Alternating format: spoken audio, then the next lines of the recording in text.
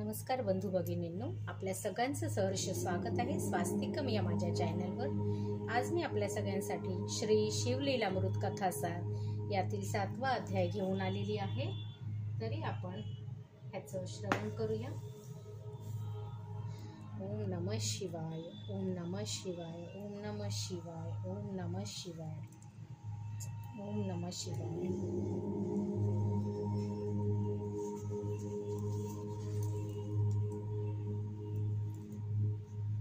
नमः शिवाय, ओम नमः शिवाय, ओम नमः शिवाय, ओम नमः शिवाय, ओम नमः शिवाय, ओम नमः शिवाय। अध्याय 7वा। सुमेधा आणि सोमवंत, मदन आणि पिंगला, सुमती आणि भद्रायू। श्री गणेशाय नमः। हे पार्वतीपते, तुझा जय जयकार असो। तुझ्या भाडी अग्नियुक्त तृतीय नेत्र आहे। तू आपल्या मस्तकावर चंद्रकोर धारण करतोस। तुझ्या अंगावरील सर्पाचे भूषण शोभून दिसतात। तू कोट्यवधी सूर्यासमान तेजपुंज आहेस। तू विश्वव्यापक आहेस, विश्वाचा स्वामी आहेस, सर्व भूतांचा अधिपती आहेस। तू अनंत आहेस, अमृत आहेस, तसाच मूर्तिमानही आहेस। तू विश्वाचा पालक आहेस। तू रमापतीचा अत्यंत प्रिय आहेस। तू परमानंद स्वरूप आहेस। परात्पर, पंचमुख, 15 नेत्र असलेला, प्रत्येक मुखास 3 नेत्र याप्रमाणे परम पावन, परम मंगल व अत्यंत शुभ्र वर्णाचा आहेस। तू सनातन परब्रह्म आहेस, अत्यंत दयाळू व हसतमुख आहेस। तुझ्या गुणवर्णनाने मनाला शांती लाभते। हे शंभू महादेवा, 6व्या अध्यायात तू श्रीधराकडून आपले गुणवर्णन करविलेस। अत्यंत पवित्र असे सीमंतिनी आख्यान वदविलेस। व्यासानी निर्मिलेल्या पुराणकथा सुताच्या मुखाने तू श्रोत्यांना ऐकवितोस। तुझी लीला अगाध आहे, मी तुला नमस्कार करतो। ही स्तुती ऐकून शंकर प्रसन्न झाले। त्यांनी आणखीन एक कथा सांगण्याची प्रेरणा दिली। ती महात्म्य कथा अशी आहे। सुमेधा आणि सोमवंत ह्यांची कथा। विदर्भ नगरात वेदमित्र नावाचा एक सुशील ब्राह्मण राहत होता। त्याला सुमेधा नावाचा एक गुणवान पुत्र होता। वेदमित्राला एक मित्र होता, त्याचे नाव सारस्वत। तो वेदशास्त्रात संपन्न होता। सोमवंत हा त्याचा पुत्र। सुमेधा आणि सारस्वत हेही जिवलग मित्र होते। त्यांनी दशग्रंथांचे चांगले अध्ययन केले होते।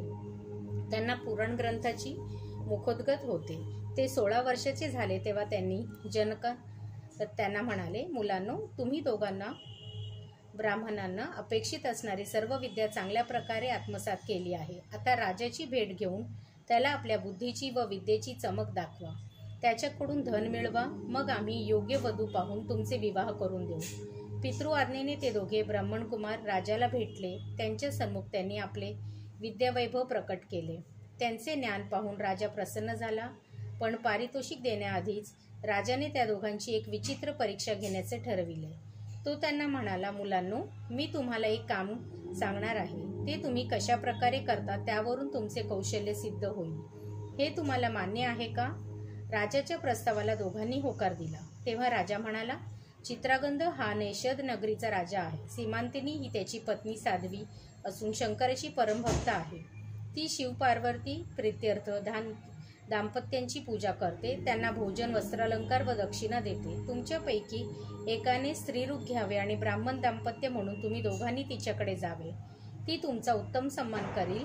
तेथून परत आल्यावर तिने दिलेले वस्त्रभूषण तुम्ही मला दाखवा, म्हणजे तुम्ही खरोखरच विद्वान आहात, चतुर आहात हे सिद्ध होईल। मग मीही तुम्हाला भरपूर द्रव्य देईन। माता, पिता, गुरु आणि राजा यांचे वचन कधी मोडू नये असे म्हणतात। ते ऐकून दोघे विप्रकुमार विचारात पडले। ते राजाला म्हणाले, महाराज, हे तर मोठे निंद्य कर्म आहे। स्त्री वेशधारी पुरुष पाहतात सचैल स्नान करावे असे शास्त्र सांगते। अन्यथा स्त्रीवेश धारण करणारा आणि त्याला पाहणारा अशा दोघांनाही अधपतन होते। स्त्रीवेशधारी पुरुष या अनुचित कर्मामुळे जन्मोजन्मीचे स्त्रीच होते। हे कुकर्म आम्ही कधीच करणार नाही। आम्ही विद्यावंत आहोत, आमची विद्वत्ता दाखवून धन मिळवू। लोक ज्ञानी ब्राह्मणांचा सन्मान करतात, त्यांना वंदन करून प्रार्थनापूर्वक धन देतात। विद्या ही पंडिताची माता, साक्षात कामधेनू, संकटात सहाय्य करता, प्रवासात रक्षण करतात। ती मातापिताहूनही वेगळी आहे। विद्वत्ता पाहून राजे महाराजे नतमस्तक होतात। विद्याहीन मनुष्य म्हणजे दगड, जिवंत असूनही मृतवत। अशा मूर्खाचे तोंड सुद्धा पाहू नये. अशा मुढाला जन्म दिला म्हणून माताही दुःख करते. राजा म्हणाला, मुलांनो, तुमचे म्हणणे अगदी बरोबर आहे. तुम्ही स्वतःची विद्वत्ता सिद्ध केलीच आहे. आता तुम्ही वेषांतराने नाटक किती हुबेहूब वटविता तेच मला पाहायचे आहे. राजाने खूप आग्रह केला तेव्हा कोठे ते कबूल झाले.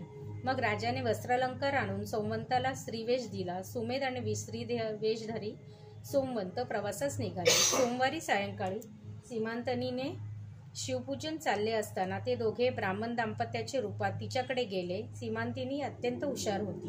हे दोघे पुरुषच आहेत हे तिच्या चाणाक्ष दृष्टीने तत्काळ ओळखले. पण तसे जराही भासू न देता त्या शिवभक्त पतिव्रतेचे त्या दाम्पत्याची शंकर आणि पार्वती समजून पूजा केली. त्यांना षडषन्नाने भोजन दिले. अपार द्रव्य दक्षिणा, वस्त्रे व अलंकार देऊन त्यांना सन्मानाने निरोप दिला. सुमेध आणि सोमवंत यांनी राजाची अट पूर्ण केली होती. नैषधात आल्यामुळे त्यांना चांगलाच धनलाभ झाला.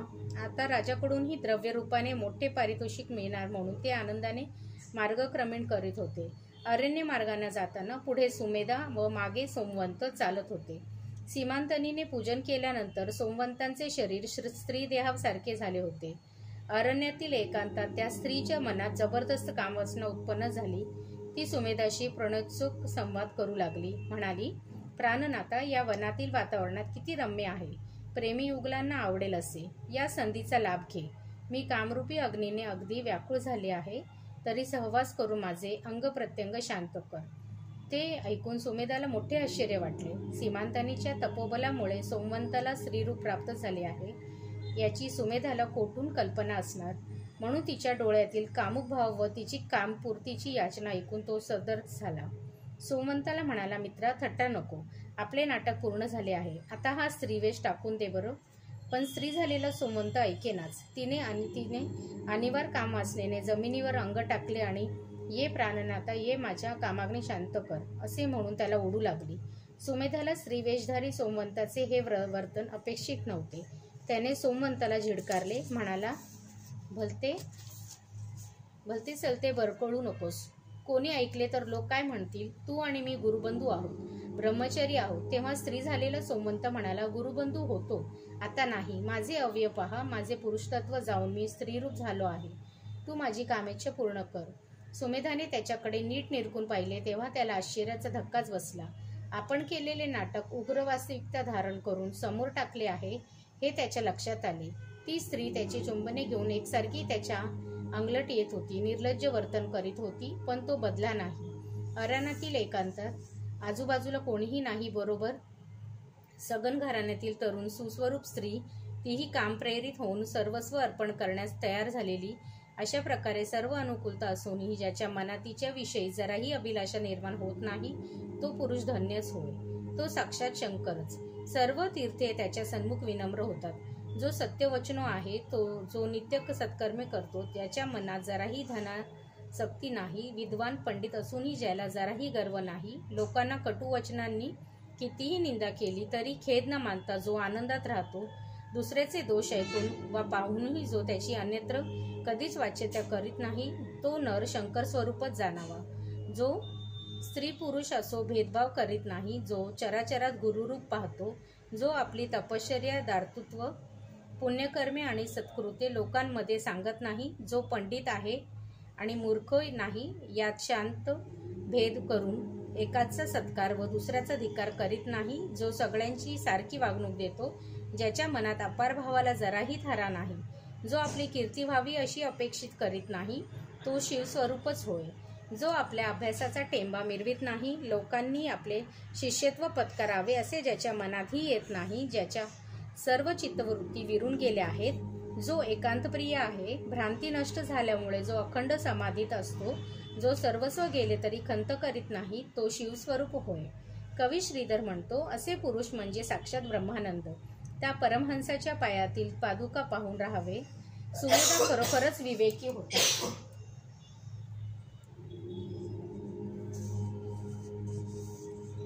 जो एकांत्रीय आहे. भ्रांती नष्ट झाल्यामुळे जो अखंड समाधीत असतो. जो सर्वस्व गेले तरी खंत करीत नाही, तो शिवस्वरूप होय.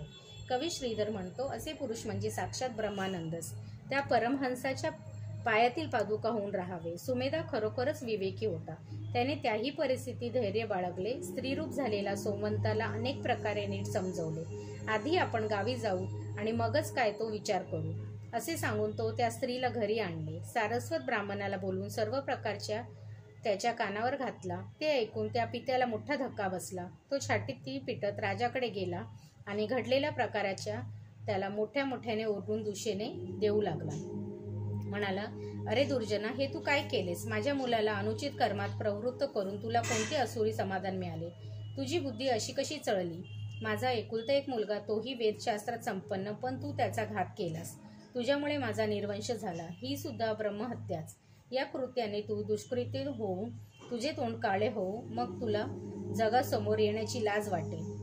यावर राजा काय बोलणार? त्याने लज्जेने मान खाली घातली. आपण सीमांतनीची उगाच परीक्षा घेतली याचा त्याला पश्चाताप वाटू लागला.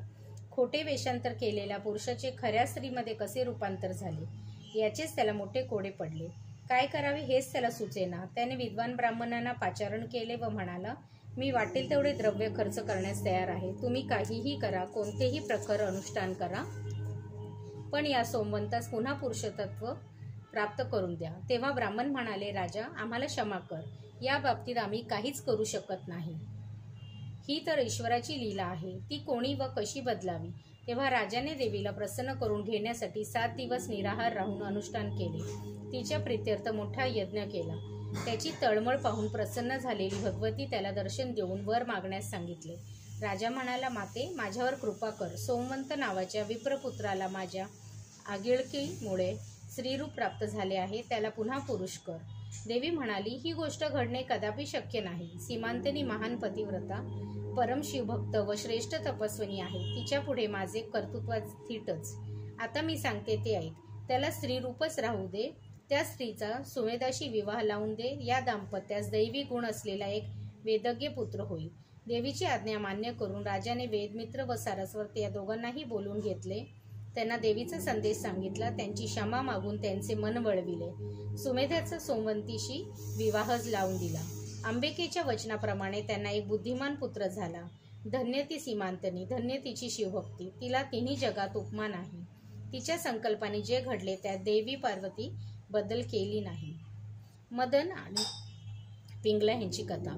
सूत पुढे म्हणाले, श्रोते हो, मी तुम्हाला शिवमहात्म्यापर आणखीन एक कथा सांगतो. ती लक्षपूर्वक ऐका.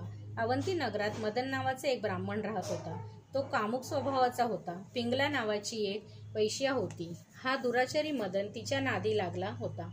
सदानकता तिच्याकडेच पडलेला असे. तिच्या मोहापायी त्याने आपल्या धर्मपत्नीचा मातापित्यांचा त्याग केला.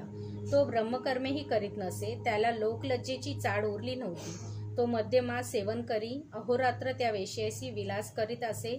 त्या काळी ऋषभ नावाचा एक महान योगी लोकांच्या उद्धारासाठी भूलोकी संचार करीत होता. तो दीनदुबळ्यांसाठी दुःखे संकटे निवारण करीत असे. एके दिवशी भिक्षा मागत हिंडत असताना तो अकस्मात पिंगलिकेच्या द्वारी आला. त्या शिवयोग्याला पाहून पिंगला आणि मदन तत्परतेने सन्मुख गेले. त्याला सन्मानाने घरी आणले. त्याची षोडोपचारे पूजा केली. उत्तम पक्वानाने भोजन आणि वस्त्रालंकार देऊन त्यास संतुष्ट केले. त्याला उत्तम शय्येवर निजवले. त्याला विश्रांती मिळावावी म्हणून रात्रभर जागरण करून त्याचे पाय चेपले. त्याला वारा घातला. सूर्योदयाच्या सुमारास तो शिवयोगी एकदम अदृश्य झाला. याचे या दोघांनाही मोठे आश्चर्य वाटले. त्यांच्या रूपाने प्रत्यक्ष शंकरानेच आपले दर्शन दिले. आपली सेवा घेतली म्हणून त्यांना मोठे समाधान वाटले. कालांतराने पिंगला आणि मदन मरण पावली. पूर्वजन्मी एका थोर शिवयोगाची अल्पसेवा घडल्यामुळे त्या दोघांना पुन्हा मनुष्यजन्म मिळाला. मदनाने दाशारह देशाचा राजा वज्रबाहू व त्याची पटराणी सुमती यांची पुत्र म्हणून जन्म घेतला. पिंगलेचा सीमांतनी कन्या म्हणून जन्म झाला. तिचे नाव कीर्तिमालिनी ठेवण्यात आले. सुमती आणि भद्रायू यांची कथा. इकडे सुमती गरोदर असताना तिच्यावर एक कठीण प्रसंग ओढावला. दाशारह राजा वज्रबाहूला अनेक राण्या होत्या. त्या सुमित्याचा द्वेष करायच्या. सुमतीला पुत्र झाला तर पुढे तोच राज्याधिकारी होणार म्हणून त्या सर्वांनी तिचा काटा काढायचे ठरविले. अन्नातून तिच्यावर विषप्रयोग केला. ती मरणारच होती, पण नशिबाने वाचली. तरी विषाने आपले कर्तृत्व दाखवलेच. तिला रोग झाला. विष अंगावर फुटून दिला ठाई ठाई जखमा झाल्या. तशातच ती प्रसूत झाली. तिला मुलगा झाला. त्याच्याही अंगावर फोडे होते. त्यातून अहोरात्र रक्त व पू गळत असे. पडलेल्या शतनांमधून दुर्गंधी येत असे. राजाने अनेक नामांकित वैद्य बोलवले. त्या दोघांवर खूप औषधोपचारे केले, पण उपयोग झाला नाही. सुमती मोठ्या धैर्याने व्यथा सोसत होती. पण बाळाचे काय? तो रात्रंदिवस रडत राही. त्या दोघांना मरण येत नव्हते आणि त्यांची व्याधीही बरी होत नव्हती. त्यांच्या चिंतेने राजाला अहोरात्र चैन पडत नसे, झोपही येत नसे. शेवटी तो कंटाळला. त्याने एक कटू निर्णय घेतला. राणीला आणि मुलाला रथात घालून घोर निर्जन अरण्यात सोडून आला. व्याधीग्रस्त सुमती आपल्या बाळाला कडेवर घेऊन श्वासापदी भरलेल्या आणि अरण्यातून मार्ग काढत हिंडू लागली. देहाला दुःख होतेच, आता अंतःकरणही दुखावले. तिच्या पायांना दगड बोचत, काटे रुतत, अंग असह्य वेदनाने ठणके. ती आक्रोश करायची, रडायची, कधी शुद्ध हरपून कोसळायची, तहानेने व्याकुळ व्हायची. तेथे तिचे अश्रू पुसणारे, तिच्या वेदनांवर सांत्वनपर शब्दांनी फुंकर घालणारे कोणीही नव्हते. सुमती शंकराचं ध्यान करीत असे. म्हणायची, हे शंभू महादेवा, तुला माझी दया कशी येत नाही? तू जगाचा आत्मा आहेस ना? भक्तरक्षक अशी तुझी त्रिजगती कीर्ती. मग माझी उपेक्षा का करतोस? हे कैलासपती, तू जगाला वंद्य आहेस. मूर्तिमंत ब्रह्मानंद आहेस. वेदशास्त्र तुझे अखंड गुणगान करतात. हे त्रिनेत्रा, हे पंचवदना, तू त्रिदोषांचे निवारण करणारा, जगाचे आदी स्वरूप, अजन्म, अजित आणि धवल वर्णांचा आहेस. तू माझा उद्धार कर. मला जन्म मरणाच्या दुष्ट चक्रातून सोडव. आणि तू अनादी सिद्ध आहेस. कोणालाही तुझा थांग लागत नाही. तू गुणातीत आहेस. सद्गुणांचे वैभव आहेस. तूच हे मायारूपी चक्र चालवितोस. विश्वाला अंतर्बाह्य व्यापून असलेल्या हे जगद्गुरू, मी तुला शरण आहे. माझ्यासाठी धावत ये. मला मार्ग दाखव. रामाने टाकलेल्या सीतेप्रमाणे किंवा नलराजाने सोडून दिलेल्या दमयंतीप्रमाणे सुमतीची अवस्था झाली होती. एकेकाळी महान ऐश्वर्य भोगणारी ती पटराणी आज भयंकर हालअपेष्टा सोसत होती. वनात वाघ सिंहाच्या गर्जना ऐकून ती मूर्छित पडायची. तिचे करुण हृदय ऐकून पशुपक्षी रडायचे. पक्षी आपले पंख पसरून तिच्यावर सावली धरायचे. चोचीतून पाणी आणून बाळावर शिंपडायचे. मध आणि फळांचे मधुर रस त्याच्या तोंडात घालायचे. वनगाई शेपटीने वारा घालायच्या. त्या सर्वांचे ते प्रयत्न पाहून राणीलाही भरून यायचे. असो, अशा प्रकारे ती राजपत्नी असहाय्य दीन अवस्थेत राणीवणी हिंडत असत. काय घडले ते ऐका. गावोगावी माल विकणारा एक वाणी बैलांवर सामान लादून आपल्या सेवकांसह एके दिवशी अरण्य मार्गाने जात होता. त्याचे लक्ष सुमितेकडे गेले. त्याने तिला तिच्या मुलाला आपल्याबरोबर घेतले. प्रवास करीत तो वाणी वैश्य लोकांचीच वस्ती असलेल्या वैश्यनगरास आला. पद्माकर नावाचा एक श्रीमंत शेठ तेथील अधिपती होता. तो मोठ्या मनाचा, भाग्यवान, नाना वस्तूंचा संग्रह करणारा आणि गुणग्राहक असा होता. त्याने आपुलकीने सुमतीची चौकशी केली. तिचे पूर्ववृत्त जाणून घेतल्यावर त्यालाही खूप वाईट वाटले. तो रडू लागला. एक दीर्घ निश्वास टाकून तो तिला म्हणाला, मुली, आजपासून तू माझी धर्मकन्या आहेस. तुझ्यासारखा दुर्धर प्रसंग वैऱ्यावरही येऊ नये. असो, आता काळजी करू नकोस. यापुढे तू येथेच राहायचे. मी तुला जवळच एक घर घेऊन देईन. पद्माकर वैश्याने सुमतीला व तिच्या मुलाला आश्रय दिला. तिच्या उदरनिर्वाहासाठी व्यवस्था केली. त्या मायलेकरांना बरे वाटावे म्हणून वैद्याकरवी अनेक उपायोपचार केले, पण उपयोग झाला नाही. तेव्हा सुमती म्हणाली, तात, आता शंकरच माझे वैद्य. त्यांची कृपा झाली तरच आमचा रोग बरा होईल. तिची निराशा तिच्या मुखावर स्पष्ट दिसत होती. असेच काही दिवस लोटले. एक रात्री तो मुलगा मरण पावला. सुमतीच्या जगण्याला आता मुलगाच एकमात्र दिलासा होता. वैद्यांनी तोही हिरावून घेतला. तिच्या शोकाला पारावर उरला नाही. पद्माकर तिची समजूत काढू लागला. लोक जमले, तेही तिचे सांत्वन करू लागले. रात्र सरली, सकाळ झाली. मंडळी अंत्यविधीच्या तयारीस लागली. तेव्हा योगायोगाने ऋषभ नावाच्या एक थोर शिवयोग्याचे तेथे आगमन झाले. ऋषभाचा सुमतीला विरक्तीवर उपदेश. त्याला पाहून सुमतीला मोठा धीर आला. या तपस्व्याने कृपा केली तर आपला पुत्र जिवंत होईल अशी आशा तिच्या मनात निर्माण झाली. त्याही प्रसंगी पद्माकराने त्याचे स्वागत केले, त्याची पूजा केली. सुमतीनेही त्याला वंदन केले. तेव्हा तो म्हणाला, सुमती, रडून रडून एवढा शोक कशासाठी करीत आहेस? तुझे पूर्वजन्मीचे माता पिता, आप्त, पती, पुत्र हे सर्व आज कुठे आहेत? सांगशील? 84 लक्ष योनी फिरत आलीस. तेथील तुझे सगळे सोयरे कुठून आले, कुठे गेले तेही सांग. पुढे जन्ममरणांचे असे किती फेरे घालायचे आहेत याचा कधी तरी विचार केलास का? पूर्वीचे आप्तस्वयंक्याचे तुला दुःख वाटत नाही? आता पुत्र गेला म्हणून विलाप का करतेस? लोक ज्या जातीत, ज्या कुळात, ज्या वर्णात शरीर धारण करतात, ज्या जातीवर्णाच्या अभिमानाने नाचतात, पण मुळात आपण कोठून आलो याचा जराही शोध घेण्याचा प्रयत्न करीत नाही. तू हा पुत्र कोठून आणलास? तो मेल्यावर कुठे गेला? तू आणि जमलेले हे सर्व लोक पुढे कोणत्या योनीत जाणार आहात? काही सांगशील? आत्मा हाच अमर आहे, नित्य व शाश्वत आहे. तो कोणाचा बंधू नाही, तो कोणाचा पुत्र नाही. शरीर क्षणभृंगर आहे, नाशवंत आहे. ज्या शरीरासाठी तू शोक करीत आहेस ते तर प्रेत रूपाने तुझ्या समोरच पडले आहे. अंग पाण्यावर तरंगत उठतात आणि विरून जातात. मृगजळही दिसते, पण या गोष्टी जशा मिथ्या आहेत तसेच शरीरही मिथ्याच. चैतन्य अडून तयार झालेला एक लाट. तिचा शोक कशासाठी करायचा? चित्रातील वृक्षाच्या सावलीत कोणी जाऊन बसले? चित्रातील अग्नीने घर जळले? चित्रातील पाण्याने प्रवाहातून कोणीतरी वाहून नेले? वंदेच्या मुलाने द्रव्य कमवून आणले? भीष्माच्या कन्येचे हनुमंताशी लग्न झाले? वाऱ्याचा मंडप वाळूच्या दोराने घट्ट उभारला. शिंपीत भासणारे रूपे पात्रात जमून त्याने आकाशपुष्प सजविले. कासवीच्या दुधाचे तूप मिळवून मृगजळातील माशांनी दीप प्रज्वलित केला आणि पायात चाळ बांधून नाचत असलेल्या जन्मांधानी ते डोळे भरून पाहिले. चित्रातील चोरांनी सापाच्या कानातील कुंडले चोरून नेली. हे कधीतरी शक्य आहे का? हे जसे मिथ्या तसेच प्रपंचही मिथ्या आहे. त्याला खरे कसे मानावे? आता जे मुळातच अश्वस्थ आहे त्याबद्दल शोक करणे व्यर्थच नाही का? या शरीराबद्दल मी काय सांगू? हे तर कष्टरूपी वृक्षांचे उद्यान आहे.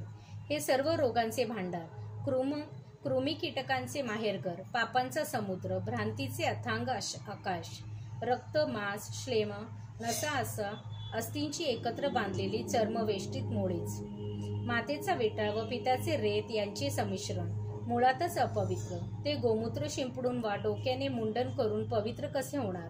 मुली, गुरुला शरण गेले नाही तर प्राण्यांचा उद्धार कसा होणार? कल्पनातापर्यंत कोट्यवधी फेरे घेतले तरी ते मुक्त होणार नाही.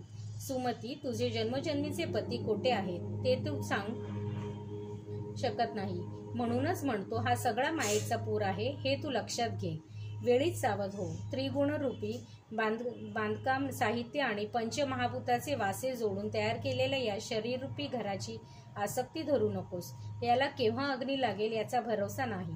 देह म्हणजे मृगजळ, देह म्हणजे स्वप्नसृष्टीतील साम्राज्य. तरीही प्राणी धान्य पुत्राधिकांची इच्छा धरतात. याला काय म्हणावे? गंगेमध्ये 2 काष्टांनी एकत्र यावे, काही काळ जोडीने प्रवाहातून जावे आणि अंती विलग व्हावे, पुन्हा कधीही न भेटण्यासाठी. पती पत्नींचे प्रपंचातील सहजीवन अगदी तसेच असते.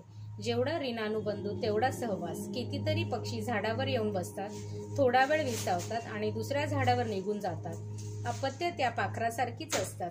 ऊन लागते म्हणून वाटसरू झाडाच्या सावलीत असतो, ऊन सरले की निघून जातो. सगळे सोयरेही तसेच असतात. हा खेळ सतत चालूच असतो. आल्या गेलेल्या पाखरांची व पांथसांची चिंता वृक्ष करतो का? नाही ना. मग आपण तरी दुःख का करावे? आणि गेलेल्याबद्दल शोक करून हाती काही लागतच नाही. अर्थात प्रपंच हा नुसता खेळ आहे, सत्य नव्हे. आपण त्याला सत्य मानतो हेच मोठे अज्ञान. हीच माया, हीच प्रपंच भ्रांती. या मायामय प्रपंच वृक्षावर जीव आणि शिव हे 2 पक्षी बसलेले आहेत. शिव हा सर्वसाक्षी आहे, नित्य सावध आहे. तो कशातही गुंतत नाही. तो सर्व काळ अलिप्त असतो. जीवाचा स्वभाव वेगळा. तो विषयरूप फळे खातो. ती भक्षण केल्याने त्याला स्वतःचाच विसर पडतो आणि वास्तविक कोण आहोत, आपले स्वरूप कसे आहे हे त्याला कळतच नाही. तो जन्ममरण भोगत राहतो. त्यामध्ये एखाद्या पुण्यवंत जीव सद्गुरूला शरण जातो. तो पुण्यवंताला त्यांचे निजस्वरूप दाखवितो. मग तो स्वतः शिवस्वरूप होऊन शिवाची भक्ती करतो. शिवयोगी ऋषभाच्या मुखातून ते दिव्य निरूपण ऐकून पद्माकर आणि सुमतीला धन्य धन्य वाटले. अष्टसात्विक भावांनी त्यांच्या डोळ्यातून अश्रुधारा वाहू लागल्या. सुमतीने धावत जाऊन त्यांचे पाय धरले व म्हणाली, हे योगेश्वरा, तुझे ज्ञान अगाध आहे. तू साक्षात शंकर आहेस. मी दान अनाथ तुला शरण आहे. माझा उद्धार कर. मला जन्ममरणांच्या दृष्टचक्रातून सोडव. तू इच्छा मात्रे काहीही करू शकतोस. म्हणूनच ही विनंती प्रार्थना करीत आहे. माझ्यावर कृपा कर. ते ऐकून ऋषभाने मन द्रवले. त्याने सुमतीला शिवाचा मृत्युंजय मंत्र सांगितला. मग त्याच मंत्राने भारलेले भस्म तिच्या सर्वांगास लावले. त्या दिव्य भस्माच्या प्रभावाने सुमतीच्या अंगावरील सर्व जखमा तात्काळ बऱ्या झाल्या.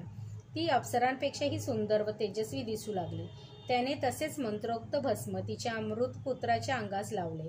त्या योगे प्राणसंचार होऊन तोही जिवंत झाला, पूर्ण निरोगी व सुस्वरूप झाला.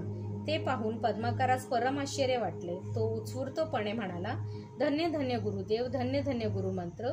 जे श्री गुरुचरणी नतमस्तक होतात त्यांनी मृत्यूचे भय कोठून असणार. त्यांना संसाराची विपत्तींच्या भीती कधी वाटत नाही. गुरुकृपेने त्यांच्या अंतकरणातील भेदभाव व दुःख यांचे समूळ निरसन होते. त्यांच्या सद्भाग्याची किती कौतुक करावी. त्यांना यश, कीर्ती, आयुरारोग्य, ऐश्वर्य, समृद्धी अशा सर्वच गोष्टी लाभतात. त्यांचे सर्वच मंगल होते. सुमतीला आनंद काय वर्णन करावा. तिने आपल्या पुत्राला हृदयाशी कवटाळले आणि कृतज्ञतेने ऋषभाकडे पाहू आपल्या मुलाला त्याच्या पायावर घातले आणि हात जोडून म्हणाली, सद्गुरुनाथा, मी माझा जीव तुझ्यावर ओवाळून टाकला.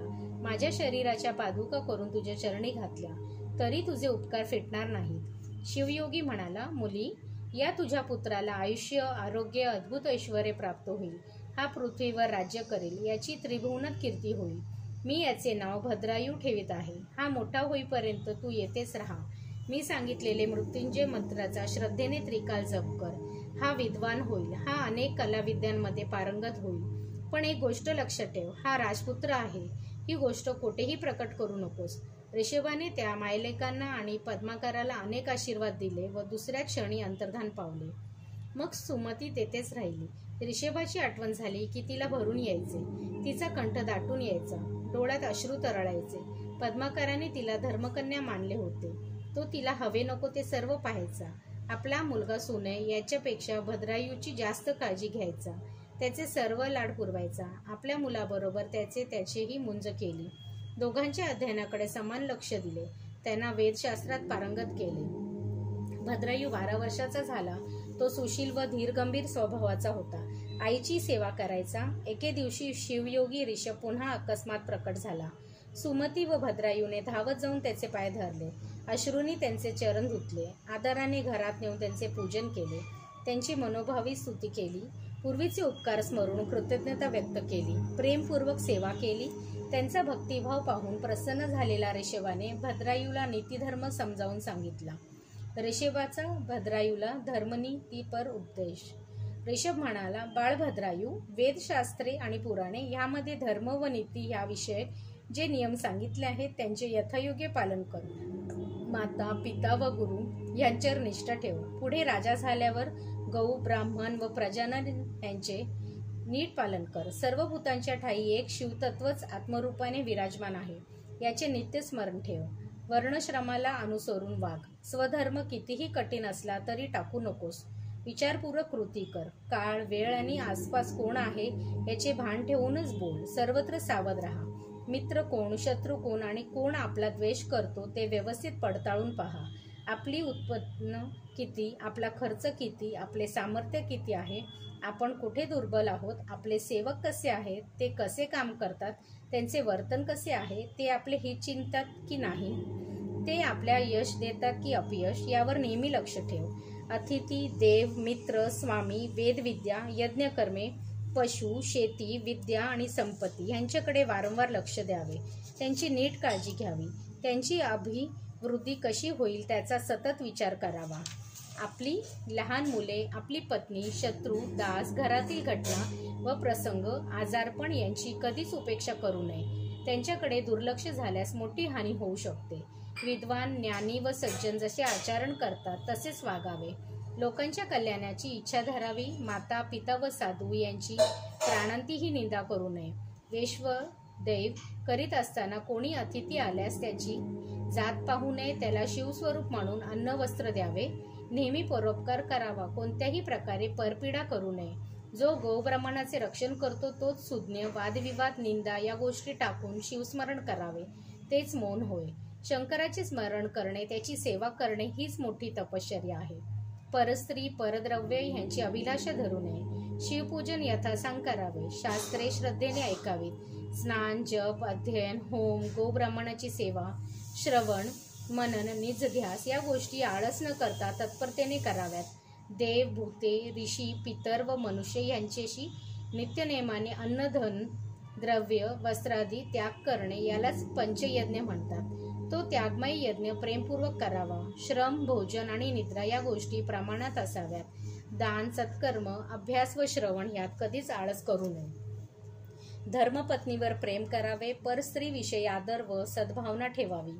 शत्रूंविषयी क्रोध, साधुजनांविषयी नम्रता, द्वेष्ट्या जनाविषयी मदत, संत व भक्त याविषयी विनय व साम्यभाव, संसारात संत्रस्त करणाऱ्या दुर्जनांविषयी मत्सर व दंभ आणि सर्वसामान्य लोकांविषयी हितभावना धरावी. भल्या माणसांना वंदन करावे. पृथ्वी जिंकण्यासाठी अभिमान धरावा आणि ब्राह्मणांसन्मुख निरहंकार होऊन वर्तावे. शिवनाम घेतल्यास, वाणीने दान दिल्याने, हाताचे देवळात गेल्याने, तीर्थयात्रा केल्याने, पायांचे पूर्णांचे आदरपूर्वक श्रवण केल्याने, कानांचे साधू संतांचा आलिंगन दिल्याने, त्वचेचे शंकराचे दर्शन घेतल्याने, डोळ्यांचे व स्तोत्र म्हटल्याने जिवेचे सार्थक होते. हे लक्षात घेऊन आपल्या इंद्रियांना तसेच वळण लावावे. शंकराचे नित्य ध्यान करावे. त्याने हलाहल प्राशन करून जगाला संकटातून सोडविले. त्याचप्रमाणे आपला जीव लोककल्याणासाठी कसे उपयोगी पडेल याचा विचार करावा. शिव निर्माल्य हुंगावे. दीन, अनाथ व अज्ञानी जनांना मदत करावी. ईश्वरावर प्रेम करावे. संतांशी मैत्री करावी. दैवांचा द्वेष करणाऱ्यांची उपेक्षा करावी. योग्य काळी निद्रा घ्यावी. आहार विहारांवर नियंत्रण असावे.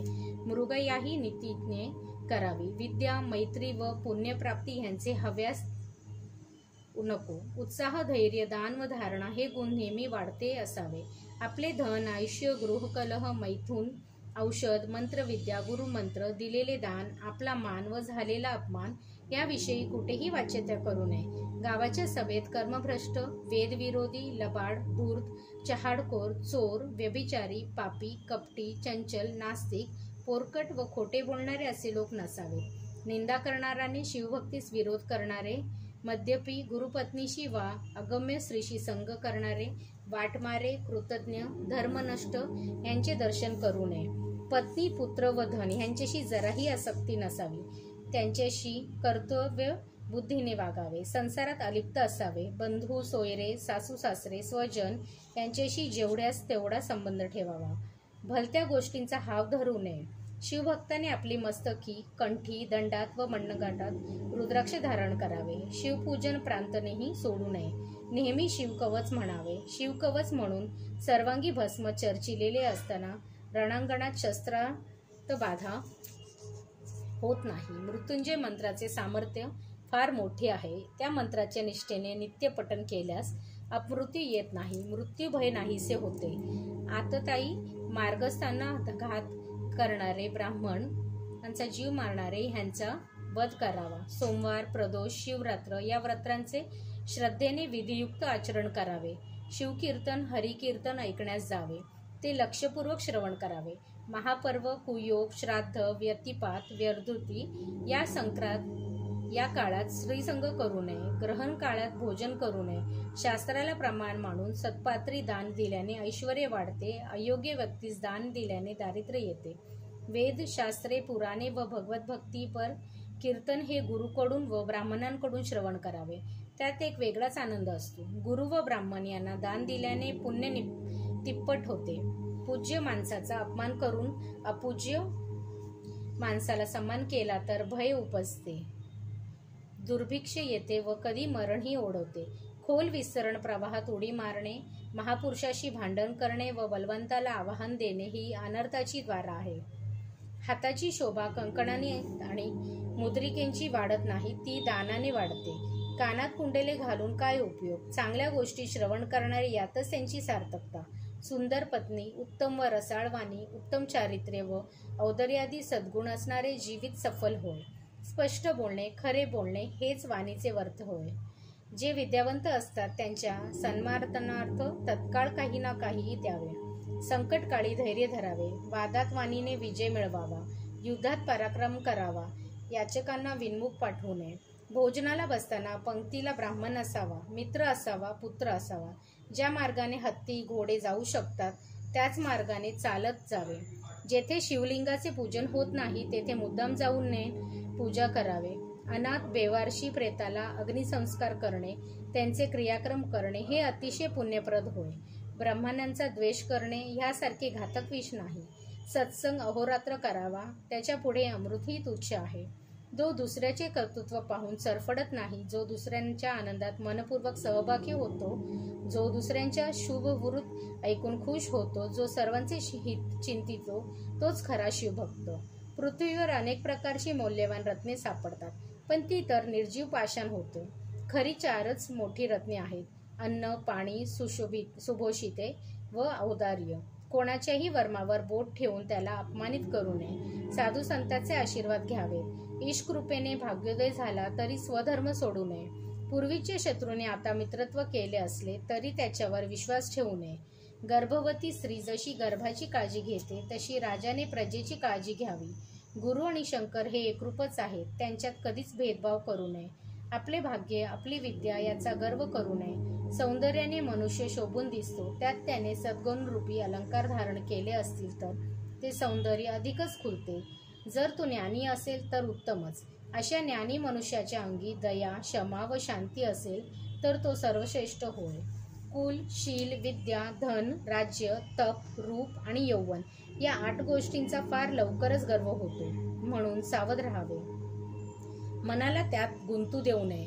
सूत पुढे म्हणाले, अशा प्रकारे या शिवयोग्याने भद्रायूला अनेक प्रकारे सद्धर्माचा व नीतीचा उपदेश केला. त्या उपदेश वचनाने पालन केल्याने आपल्याला जगत व्यवहारात अडचणी येणार नाहीत. कवी म्हणतो, हा 7वा अध्याय म्हणजे कैलास पर्वत, त्यावर उमारण वास करतो याचे पारायण हीच गिरी प्रदक्षिणा. ती करणाऱ्या सद्भक्तांना निर्दोष यश मिळते. किंबहुना हा अध्याय म्हणजे हिमालय. भक्ती ही त्याची कन्या उमा. तिच्याशी विवाह करून तो शंकर जणू सासऱ्याच्याच घरी राहिला आहे. पुढील अध्यायात शिवयोगी भद्रायूवर कृपा करतो याविषयी कथाभाग आहे. तो अध्याय श्रवण केल्याने विद्वानांना ब्रह्मानंद होईल. श्रीधराला वर देणारा सद्गुरू ब्रह्मानंद यतींद्र हा संसारूपी हत्तीचे विदारण करणारा सिंहच होय. तो आनंदाचा सागर आहे. जगाचा गुरु व जगाचा आत्मा असणाऱ्या शंकराच्या स्वरूपाशी एकरूप झालेला आहे. स्कंद पुराणातील ब्रह्मांड खंडात असलेल्या शिवलीलामृत हा महान ग्रंथाचा हा 7वा अध्याय अतिशय गोड आहे. सज्जनांनी तो नेहमी श्रवण करावा. अध्याय 7वा समाप्त. श्री सांब सदाशिव पर्णमस्तु. शुभम भवतु, शुभम भवतु, शुभम भवतु. ओम नमः शिवाय.